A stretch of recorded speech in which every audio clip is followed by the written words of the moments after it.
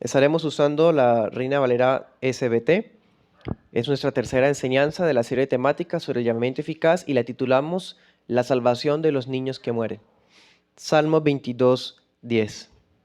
Leámoslo desde el 9. Dice: Tú eres el que me sacó del vientre, el que me hace esperar desde que estaba a los pechos de mi madre. Sobre ti fui echado desde la matriz, desde el vientre de mi madre. Tú eres mi Dios. Amén. Bueno, esas palabras me parecen muy hermosas para introducir este tema. Aquí encontramos unas declaraciones bastante dulces, íntimas, de un hombre de Dios regenerado. Pero aquí nos está expresando una verdad que por lo menos personalmente, antes de haber estudiado este tema, no había visto. Desde el vientre de mi madre tú eres mi Dios.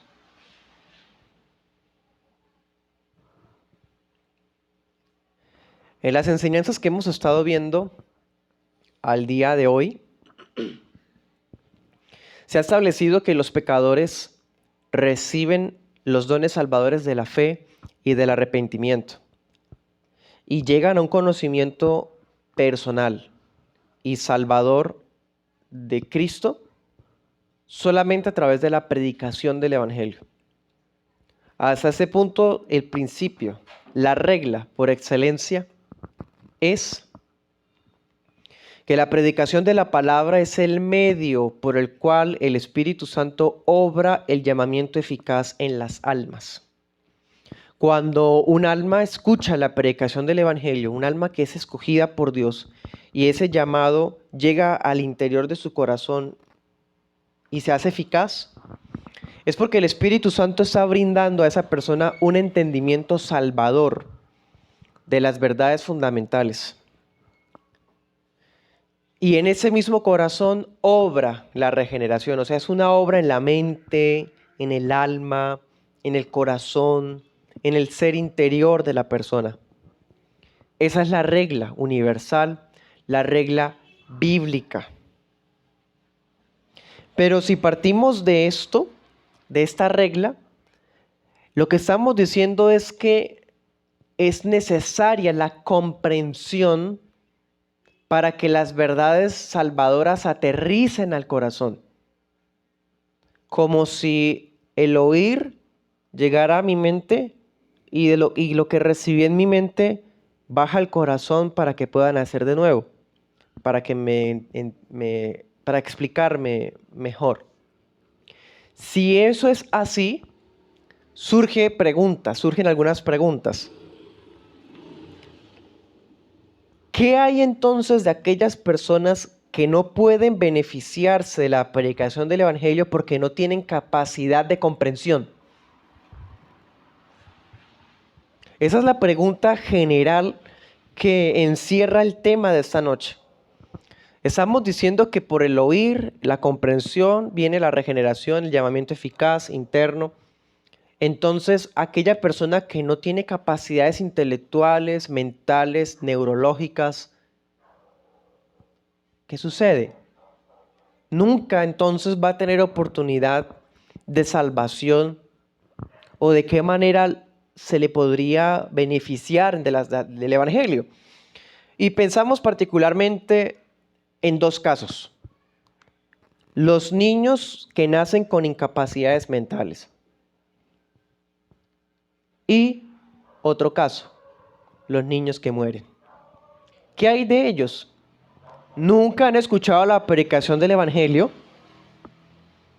como las personas que sí lo escuchan y lo comprenden han tenido la oportunidad. Esto se parece mucho a un tema que ya tocamos cuando hablamos del decreto, que es qué ocurre con esas almas a las que nunca les llega un misionero con el Evangelio genuino, ¿sí?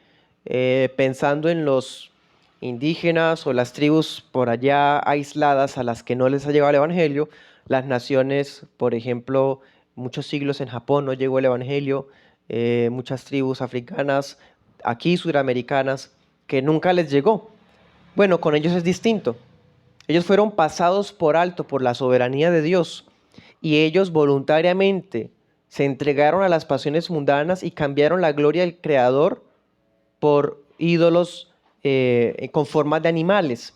Entonces son casos diferentes. Lo que estamos hablando hoy son personas que ni siquiera efectuaron pecado. ¿Sí? ¿Me hago entender? ¿Qué hay de ellos? Pensemos a algún infante que haya nacido con algún síndrome en su mente que le impide tener sus capacidades de comprensión, o pensemos qué sucede con los niños abortados, con los que fallecen en el vientre de sus madres, con los que mueren días después de haber nacido o a los meses, o mueren niños pequeños. Vamos a estudiar el tema en 2 puntos. El primer punto será una problemática real. Y el segundo punto será principios de esperanza. Bueno, primer punto, una problemática real. El tema de esta noche son inquietudes que no siempre se le ocurren a uno, a no ser que uno las viva muy de cerca. Sinceramente son temas que yo no tendría acercamiento si no fuera por tener acceso a estudiar, por ejemplo, el tema confesional. Porque este tema aparece explícito en el capítulo 10 de la Confesión de Londres, en el punto 3. Explícito, habla de niños elegidos incluso. Pero en la vida real, en el día a día, hay pastores que se enfrentan a un caso así.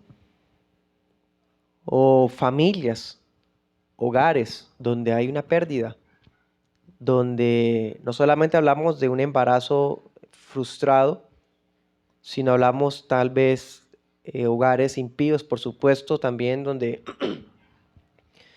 por irresponsabilidad de la madre el niño fallece en su vientre, o algún tipo de accidente ocasiona la muerte del bebé en formación, ¿sí? Demás asuntos.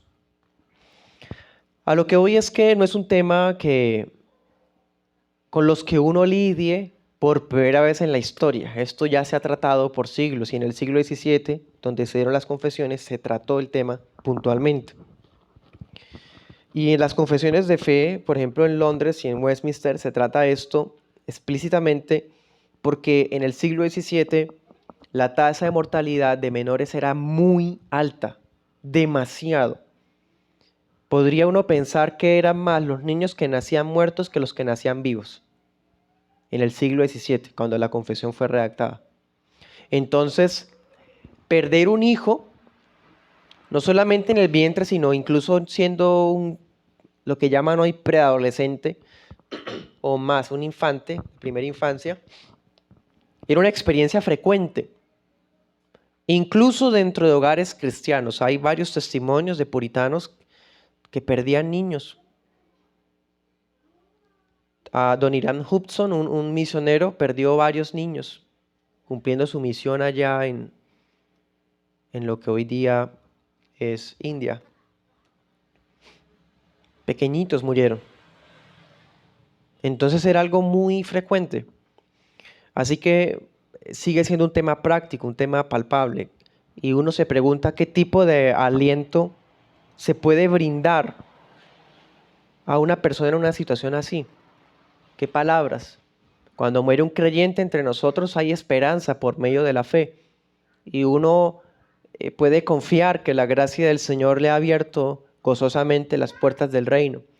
Pero una alma como la de un pequeñito o una persona con incapacidades mentales, cuando muere, ¿qué tipo de esperanza podemos brindar, por ejemplo, si el padre era creyente?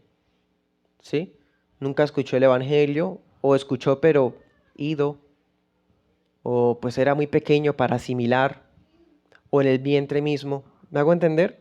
¿Qué palabra le podemos dar a un padre que cría a un hijo con esas limitaciones mentales? Bueno, la creencia común de las iglesias reformadas es esta, abro comillas: los niños escogidos que mueren en la infancia son regenerados y salvados por Cristo por medio del Espíritu. Cierro comillas. Esa es la creencia de todas las iglesias reformadas explícita en las confesiones de fe. Es una confianza coherente. La verdad que es coherente. Y vamos a ahondar un poquito en esto, hermanos. No simplemente es por darle palabras de esperanza a un hogar que asume pérdida, decirle, no te preocupes que tu hijo, sea pequeñito, sea una pérdida o sea incapaz mental, como por dar el consuelo de que está en la gloria y ya, sencillamente, de manera simplista. No, hay de verdad una esperanza favorable de que fue regenerado, de que fue salvado por Cristo. Y es coherente con el sistema calvinista. Claro, el sistema calvinista enfatiza por lo menos dos cosas. Primero, la soberanía de Dios en todas las áreas de la vida. ¿Sí? Dice el Señor, yo creé al ciego, yo creé al mudo, ¿cierto? Es decir, Dios es el que da una vida nueva, porque de todas formas ese pequeñito o ese incapaz mental también es una persona creada a la imagen de Dios. Por lo tanto, fue creado y formado en el vientre de la madre por la mano del Creador igualmente. ¿Bien? Entonces, por un lado, creemos en la soberanía de Dios en todas las áreas de la vida, incluso en la salvación. Y por otro lado, creemos que toda salvación es por gracia. Gracia. No hay ningún tipo de cosa que motive a Dios a salvar o a escoger a nadie más allá de su sola gracia. Entonces, de manera coherente con el sistema calvinista, se puede construir esa esperanza y podemos deducir o entender por qué se llega fácilmente a esta conclusión. Bueno, pero surge otro inconveniente. Ya de por sí sostenemos esta esperanza basado en estos dos atributos de Dios, la soberanía y la gracia. Pero en las confesiones habla de niños elegidos en Westminster y en Londres dice niños escogidos. Los niños escogidos que mueren en la infancia son regenerados. Algunos al leer esa línea, que es una línea bastante ambigua realmente, llegan a tres interpretaciones posibles con esa sola línea.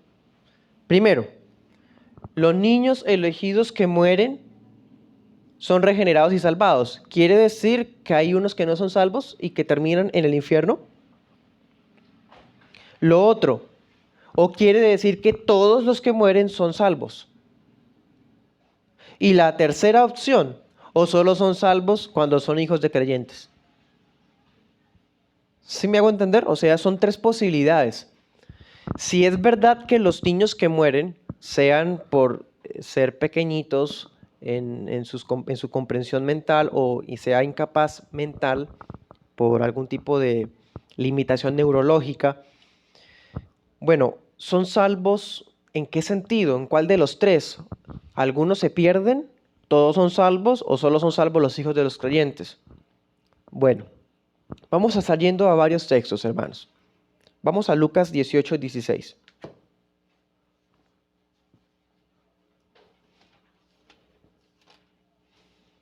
Lucas 18, 16. Ese texto es inevitable que uno apele a él al hablar de este tema. Cuando le traían niños al Señor Jesús, Él le dijo a los discípulos que estaban impidiendo que los papás los trajeran, dejen a los niños venir a mí y no se lo impidan porque de los tales es el reino de Dios. Bien, aquí más bien está diciendo que los niños representan o muestran características y cualidades que solamente un hijo de Dios tiene. No está implicando que los niños tengan una especie de condición especial delante de Dios como si no tuvieran pecado. Ahorita veremos un poco más. Otro texto que usted puede echar un vistazo es Hechos 2:39 y de hecho algunas posturas, especialmente presbiterianas, se basan de ese texto para decir que solo son salvos los hijos de creyentes que mueren. Hechos 2:39. Dice, para ustedes es la promesa y para sus hijos. ¿Sí? Hablando del don del Espíritu, que le dice Pedro a la multitud que venía a celebrar Pentecostés. Hechos 2:39. Entonces, ambos textos parecen implicar creyentes llevando a sus hijos a Dios. ¿Sí? Especialmente el de Hechos 2. Lo que sí quiero ser franco, hermanos, es que las escrituras no son explícitas al tratar estas cosas. De hecho, hay absoluto silencio sobre qué pasa con los hijos de los inconversos. Literalmente no dice nada. Las únicas referencias que uno puede encontrar, y eso ni siquiera tratando el tema directamente, sino casi que por analogía o por deducción, como lo que acabamos de leer. Dejen a los niños venir a mí, de ustedes y para sus hijos, es la promesa, ¿sí? O sea, uno ahí no está hablando del tema, pero con base en esos textos uno puede deducir, ¿sí?, que está hablando de hijos de creyentes a los que la gracia atrae. Bueno, sin embargo, el servidor y la Confesión de Londres no adhiere a esa posición, a esa tercera lectura. Y les anticipo, tampoco a la primera lectura, que fue que hay algunos niños que se van al infierno, algunas almas de esas que se van al infierno, no. La posición de nuestra Confesión de Londres, como bautistas, es que todos los niños que mueren son salvos, incluyendo a los incapaces mentales. Y hay algunos textos, e insisto, la escritura no es explícita al tratar el tema. Ya ahorita les dije dos principios que pueden funcionar como base, y ahora miremos algunos versículos que pueden funcionar como analogía. Segunda de Samuel 12:23.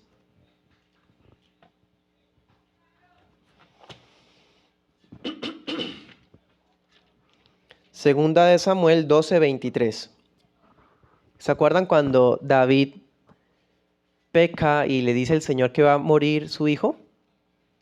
Y el niño muere al séptimo día. Y que él estuvo ayunando y cuando ya se enteró que había muerto. ¿Se acuerdan? Bueno, allá David dice esto. Segunda Samuel 12:23. Ahora que ha muerto, ¿para qué he de ayunar? ¿Podré hacerlo volver? Yo voy a él, mas él no volverá a mí. ¿Sí? En ese texto vemos a David confesando que cuando él muera va a estar en el mismo lugar donde está su hijo. Interesante, ¿no? Yo no puedo hacerlo volver, pero yo voy a donde él está. Ese texto parece pues implicarnos una cierta esperanza, ¿no? De que pues así como dice varios textos en el libro en los libros históricos, dice, y fue reunido con sus padres, ¿se acuerdan? Varias veces dice la Biblia eso. Entonces parece dar a entender que va a haber como esa especie de reencuentro, ¿sí? Y de esta forma el alma de David se encontrará donde está el alma del bebé, que ahí estaba recién nacido y el niño, pues el Señor le había dicho que iba a morir, ¿se acuerdan? Y el niño murió. Hay un problema con ese texto, y es que en el lenguaje hebreo, en la cultura hebrea, ese lugar al que él se está refiriendo puede tratarse sencillamente del sepulcro, la tumba, lo que ellos llaman el Seol. Entonces, si lo interpretamos así, ya se cae la otra interpretación. ¿Sí me hago entender? O sea, por eso les digo, podemos usarlo como referencia, como analogía, pero el texto no está enseñando eso. Bueno, es lo importante de tener claridad en la interpretación del contexto, del texto, ¿sí? Hay veces que uno puede echar mano de versículos como apoyo, ¿sí? Pero examinándolo plenamente en su contexto completo, se puede derrumbar una interpretación. Entonces, por eso no podemos llegar a ser dogmáticos en ese tema. Y decir es que en 2 Samuel 12:23 dice que David iba a estar donde estaba el hijo. Puede ser así, pero mirando el contexto del Antiguo Testamento es más probable que se refiera a la tumba. Bueno, miremos otros pasajes. Jeremías 1:5.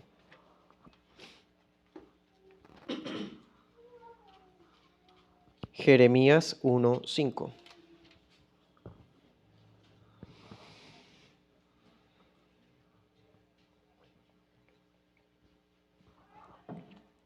Aquí dice el Señor a Jeremías: antes que te formara en el vientre te conocí. Y miren esto: antes que salieras de la matriz te santifiqué. Vemos acá el caso de un niño al cual Dios le aplica una obra de santificación antes de nacer. Literalmente lo está diciendo. La santificación, como sabemos, es una obra que sigue después de la regeneración. Es decir, implica que en el vientre Jeremías ya había sido regenerado. Ese texto está muy interesante y creo que es más fuerte que el anterior. Hay uno muy parecido, Lucas 1:44. Lucas 1:44.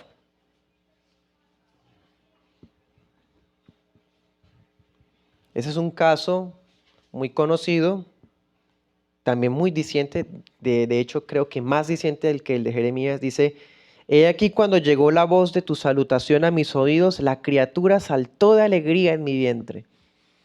¿Se acuerdan cuando María visita a Elizabeth? Elizabeth tiene unos 6 meses de embarazo y María apenas está embarazada, tendría por mucho 3 meses, de hecho hasta menos.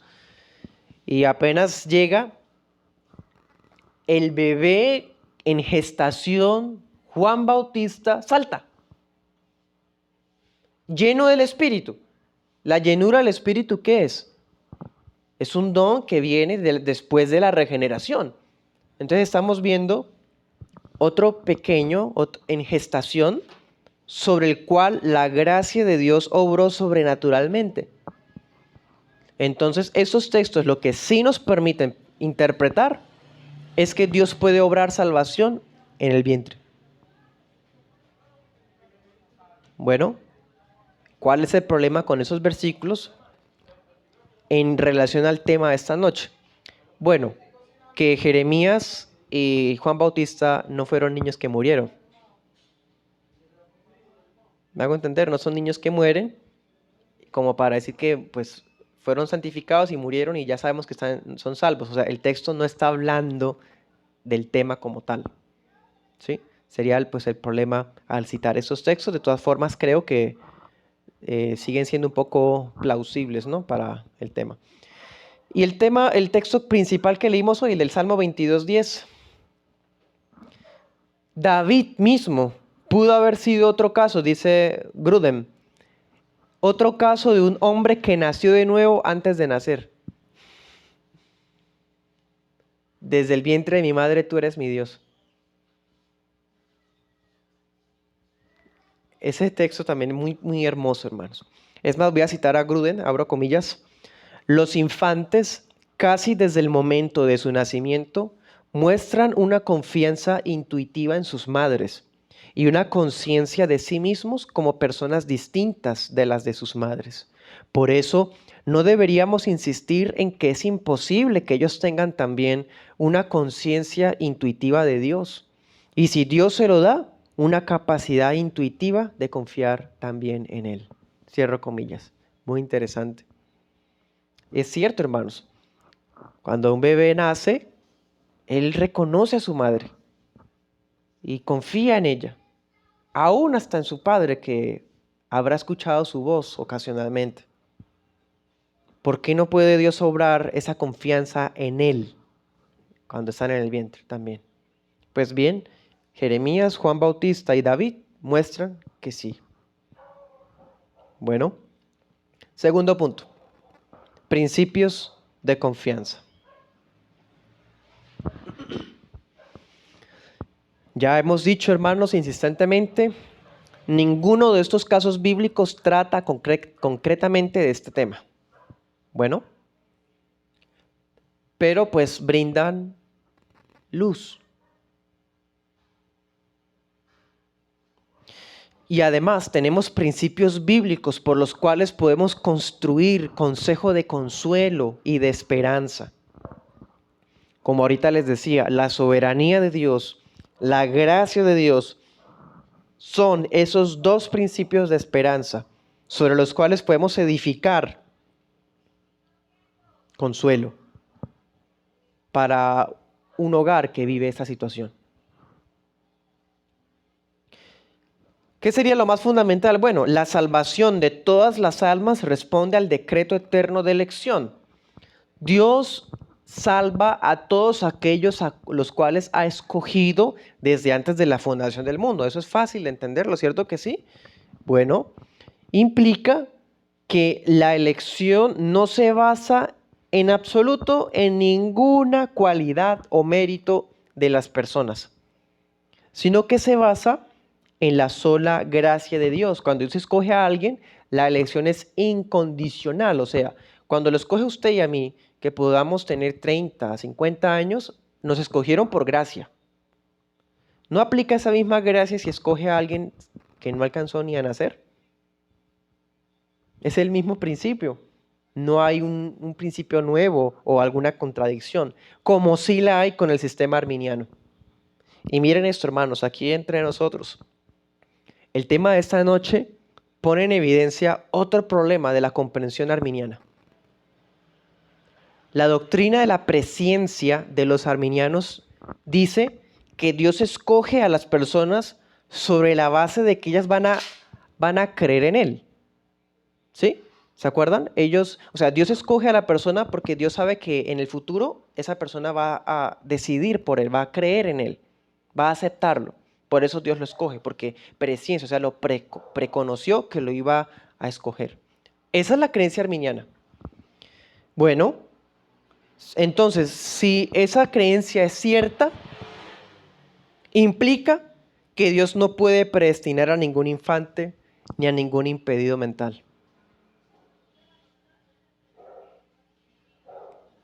Literalmente, Dios no puede. Le es imposible salvar a alguien así porque en el futuro nunca lo escogió. El niño que no nació no escogió a Dios, entonces Dios no lo pudo haber presciencia, la presciencia arminiana.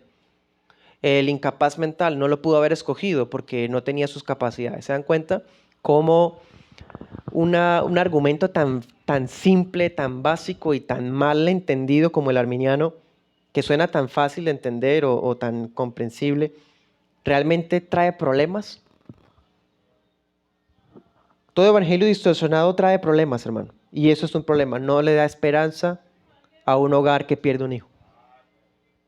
No le da esperanza a un hogar que lidia con la crianza de un niño que está impedido mentalmente. En cambio, retomo y pues me disculparán por usar las expresiones, pero es que es franco, hermano. El sistema calvinista se sostiene sobre la soberanía y la gracia. Y basado en esos dos principios, coherentemente, sencillamente y bíblicamente, Dios puede salvar a esas almas, tanto de los impedidos mentales como de los niños que no nacieron, porque su salvación siempre es por gracia.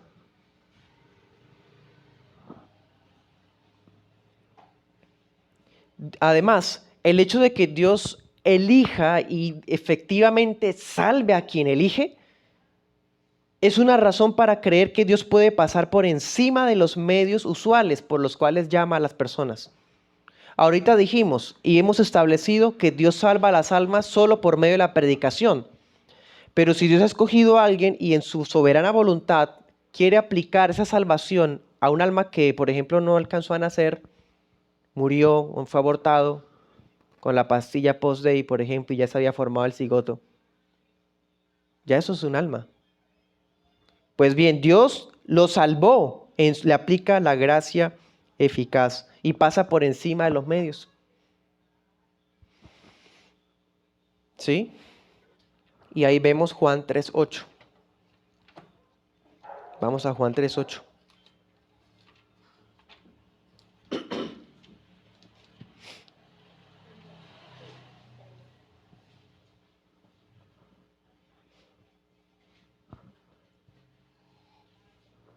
El viento sopla de donde quiere y oyes su sonido, pero no sabes de dónde viene ni a dónde va. Así es todo aquel que es nacido del Espíritu. Otra razón para pensar que sí es posible, hermanos, que todas estas personas son salvas cuando mueren. No solamente Dios es soberano y todos son salvos por gracia y la elección es incondicional, sino que también toda regeneración es inescrutable, misteriosa. Nadie sabe cómo ocurre. Cuando uno se da cuenta, la persona ya se convirtió, pero la conversión ocurre después de la regeneración. La regeneración como tal no se sabe cómo, en qué momento ocurre, es un misterio. Eso es como el viento, no sabemos ni de dónde ni a dónde va, así es todo el que es nacido del Espíritu. Por lo tanto, ese mismo principio aplica, ¿no les parece?, de manera coherente con alguien que ni siquiera ha nacido o que nace con incapacidades mentales que muere. ¿Se dan cuenta? Hay coherencia, hay armonía, no habría contradicción. Otra razón más para ver lo bíblico de este sistema calvinista. Como sea, hermanos, y con esto quiero ir concluyendo, voy a decirles por lo menos dos conclusiones. Primera, todo infante o incapacitado mental nace con el pecado original. O bueno, no nace, sino ya desde la matriz está con la culpa, tiene la culpa de la caída. El hecho de que no haya nacido y no haya pecado no le exime de la justa condenación, porque ya es pecador. El hecho de que no cometa un pecado conscientemente no significa que no sea pecador, porque es que ser pecador no es la consecuencia de un acto, sino es una condición espiritual en la que se nace. No existe ninguna inocencia en el hombre, en ninguna de las etapas de su existencia, ni siquiera cuando era un embrión. Salmo 58:3. Esto también ya lo sabemos, hermanos. Solamente voy a hacer referencia rápidamente. Salmo 58:3. Los impíos se apartaron desde la matriz, se descarriaron desde el vientre, hablando mentira. Ya en el vientre estaban desviados. Es algo que se ha denominado la doctrina de la total depravación, por eso. Entonces, la misma gracia regeneradora que requiere el pecador de 15 años o de 70 años, es la misma que necesita el pequeño que muere días de nacido o incluso antes de haberse formado completamente en el vientre de su madre. La misma gracia regeneradora, misteriosa, obra, poderosa y maravillosa que actúa en una persona de 50 años es la misma que se necesita para que actúe en el alma de alguien que no ha nacido y que muere. Segunda conclusión. Dios obra cuando, dónde y como quiere. Siempre sobre la base de la gracia del Padre, sobre la base de la obra de redención cumplida por el Hijo y sobre la base de la obra interna del Espíritu Santo. Cualquiera sea la época en que somos llamados a salvación, la regeneración es la misma. Es una operación espiritual e inescrutable. Inescrutable es que no se puede investigar, no se puede entender. Y seamos francos también en esto, hermanos. Cualquiera sea el verdadero destino final de estas personas, Dios es justo. Pero si le place salvar, es por su infinito amor. Donde las Escrituras guardan silencio, nosotros también hacemos silencio. Así que no vamos a tomar una postura así dogmática de que así tiene que ser, pero tampoco vamos a ignorar los principios bíblicos que nos permiten construir bases para dar consuelo y esperanza al que ha vivido estas providencias. Oremos.